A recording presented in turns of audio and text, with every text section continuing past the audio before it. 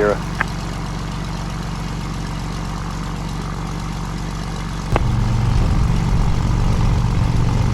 It's Rich back with you for another video. I have a 2013 Cessna Turbo 182T. One of the last, I think, 10 built before they stopped production in 2013. Of course, they're building them again.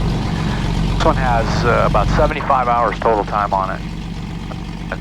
I've known the owner of this airplane for a long time. He's had many 182s. This one he's had in Arizona really since he's had it for I think about 7 years, something like that. So pick you up. I'm out of Wichita, Kansas today. Out to Kingman Airport. Kingman's, I think the airport's been renamed Cessna Field, or Clyde Cessna Field. So they're going to take you out there and show you around this airplane and show you Kingman, Kansas. Skylane 273 Tango Charlie, hello Wichita Tower, turn right heading 260, runway 14 at Kilo 1, cleared for takeoff. Clear for takeoff, 14 Kilo 1, and the right turn to heading 260 for 273 Tango Charlie. Station time for about 19 right, copy.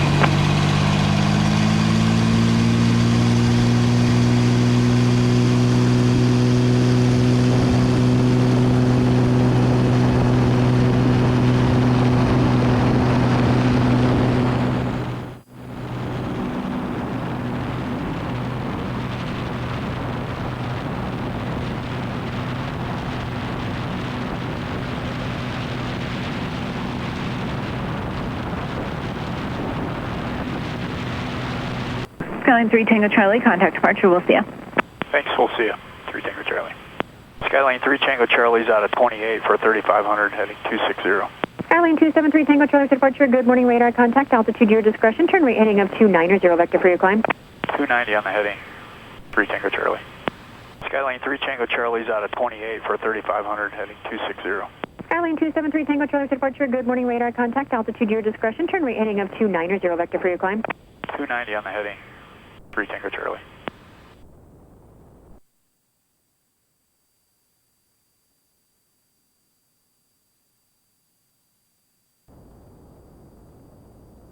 Climbed off of Wichita, Kansas. Skyhawk 7 Victor Kilo, advise when you have the weather at 1. To the west of Wichita, it's about when you do have the weather.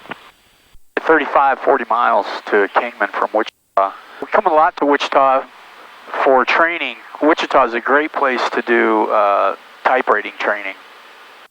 Got a really good examiner in Wichita, Kirby Ortega, who I'll be doing a video with soon.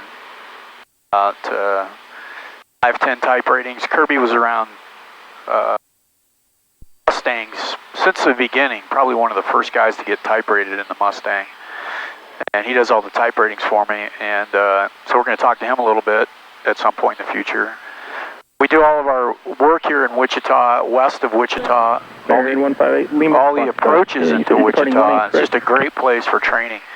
Southern California, it's almost, well, it is in the basin. It's almost impossible, if not impossible, to get the approaches you need in the airwork in the LA basin. So that's why we started coming to Wichita. It's got Yingling Aviation, it's a great FBO. Great gas prices and very good FBO. There's maintenance there. And it's just a great place to do training. This is a 2013 Cessna 182 Turbo 182T, and I think 2013 is the last year we're making the gas-powered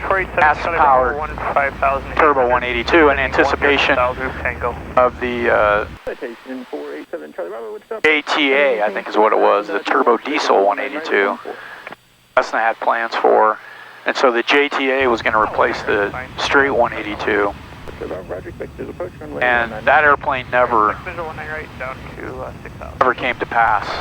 They had problems with the engines and just were never able to get it certified or to complete the certification process. So they abandoned that program and then stopped building the 182s,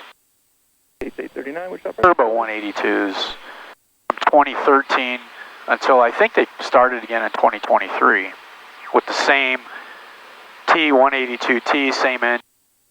Of course, now it has NXI avionics, but they're essentially the same airplanes, some different paint. I think the interior's been updated a little bit, but essentially the same. So this airplane, as I said, was one of the last ones built. It's got 80 hours on the airframe and engine. Good, very good customer, good friend of mine bought this airplane, I think 7 years ago. Had very low time on it when we bought it. He didn't fly it as much as he thought he would, but he has his own strip and hangar in Arizona, and stored it there, ran it regularly. I flew it from there to Wichita a week ago, and didn't have any issues with it. It's got a fresh annual, engine's running strong. I flew a lot of Turbo 182s over the years, flying them back from Kansas, and I have a lot of experience with them. And this airplane is very clean. It shows like it's only got 75 hours on it. The seats are great. Condition of the interior, the panel. It's got Keith air conditioning, which I've got on right now. It's working great. It's just a great airplane, and you know, it really shows like it only has 75 hours on it. This airplane new, I think, is approaching $1 million. I haven't priced this one yet, but I will be soon. Hopefully, when this video comes out, I'll have the price on the screen here. But these airplanes came. I think this one had everything you could get at the time. It's got a storm scope, which I like having a storm scope these days. You know, lightning on the screen is really a benefit when you're flying around convective activity. It's got XM radio and terrain, and GFC 700 autopilot. It's got tinted windows, and as I said, the Keith air conditioning. So it's really well equipped. 80 hours total time since new on the airframe and the engine, and a fresh annual. So it's a beautiful airplane. Turbo 182 to me is one of the best airplanes for a pilot getting into aviation and beginning to, you know, build some time. A respectable cruise speed. I mean, I'm doing 142 knots true airspeed on probably about 15 gallons an hour, and you know, that's pretty good. You fly around Kansas, California. You know, you can be 150 knots is, you know, an hour and a half to Las Vegas, 2 hours to Phoenix, 2 hours up to the Bay Area, and in this airplane. Those are long drives, and fighting the traffic is a big deal. So if you're doing regional travel and you're building time to get into an airplane, 182 turbo like this is a great airplane. It's very comfortable when you got air conditioning. It's nice. I mean, it's a beautiful morning. It's nice and smooth out here. And it's just a great airplane. I was looking at some numbers to give you some perspective on the lower volume of airplanes produced. Yeah, so I was looking at these numbers from 182 production, and I'm very interested in this. I always have been interested in the history of general aviation and the production over the years, and you know how these airplanes were developed. And so, you know, you're looking at the 182. It's been in production. Well, it started in 1956. It had continuous production for 30 years almost, up through 1985, somewhere in there. I don't think they built that many airplanes then, but prior to Cessna stopping production of all piston engine airplanes. And the last years, and they were producing them all those years, but I'm just looking at a specific year. Give you some perspective on production numbers. From 1972 until 1979, that was the P's and the Q's. Cessna built over 7,000 182 P's and Q's. Built 1,039 in 1973 in 1 year. That'd be a 182P. So over 7,000. And that's just in those years. Remember, they produced them from 1956 up there. I'm just looking at basically a 7-year period. Started producing them again in 1997, let's call it. And from 1997 until 2025, so that's 18 years, built just over 3,500 airplanes, 182s. Highest year was 2005. They built 359. Again, the highest year prior was 1,039 in 1973. So gives you some perspective on how the volume of these new airplanes, or these piston engine, light single engine airplanes, has dropped off. I've talked about that before, and I've talked about how that's going to affect the values moving into the future because of just not enough airplanes out there. Demand doesn't even have to stay steady. I think demand could drop and you still are going to have a shortage of airplanes. I've always believed that these airplane prices are going to continue to go up. And then this is an interesting one to look at too. So you have a 2013 like this. It's the same. It's essentially the same. The performance, the engine, the avionics, the capability is the same as a brand new one. And a brand new one, again, is going to be close to $1 million equipped like this one. Then the question is, well, you know, how much less do you want to pay for this versus a brand new one? And I think if you really wanted a brand new one, you probably can't get one for a while. I meant to call and find out what the latest availability was. Now, there's a few on the market, late model ones. It's an interesting perspective to see the historical production numbers on these airplanes and then how it's going to affect the future values. So this one, again, is the same as a new one, except NXI avionics. And I think you can upgrade this one for around 50,000 probably. You could put NXI in here and have the same as a... All right, there's Kingman right off the left wing here. And Kingman is renamed Clyde Cessna Field, and Clyde Cessna did a lot of work out here. And so we're going to go in here and make a landing. I think they just redid the runways out here. I used to fly a decathlon. I used to rent a decathlon out of Kingman a long time ago, and it's been a long time since I've been in there. I also got a sign-off. I think it was for my original CFI. The instructor out here. He ran the airport. He was an instructor. He did it all. I can't remember his name, but his name's in my logbook. But yeah, so I've got some history at Kingman Airport. So we're going to go over here and make a landing at Kingman, check it out, and see if they have any information about Clyde Cessna. Kingman, Clyde Cessna Field. Automated weather observation, 1419er. 1,500 feet above the traffic pattern altitude. I'm going to fly over the field and then make a left traffic, join left traffic for runway 11. Kingman traffic, Skylane 3,400, just to the west of the field. We're going to overfly to join left traffic for runway 11 Kingman. Hopefully they have some kind of a Clyde Cessna historical display. Kingman traffic, Skylane's over midfield. We'll be making a left midfield entry, downwind entry for runway 11 at Kingman. About 1,500 feet above the traffic pattern now on the upwind, and I'm going to go ahead and find the midfield and start descending. I don't see anybody out here at all. Field traffic. I've been bringing this power back, so I'm almost idle.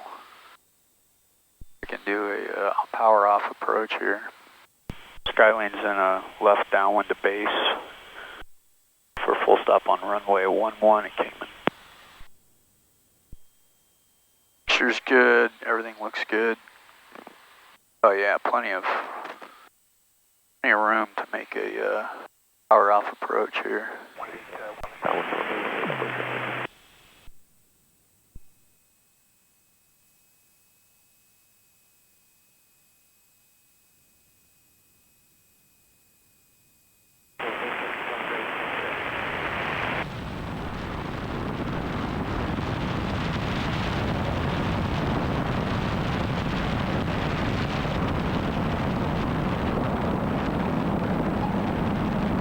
Traffic Skyhawk 7 kilo, we're about 3 miles south, overflying the airport, 3 miles.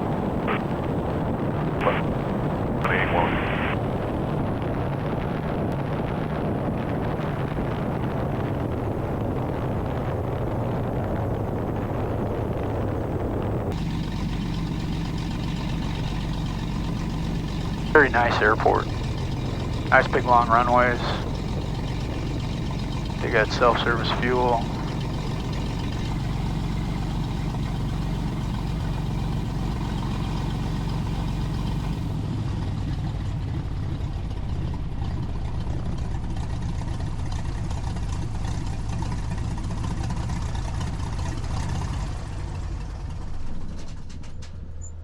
That's Bill Lynn is the instructor that originally signed me on for my CFI out of here. And the building now is named after him. I don't know when they put this building up, but it's relatively new, probably in the last 10 or 15 years. Pretty cool.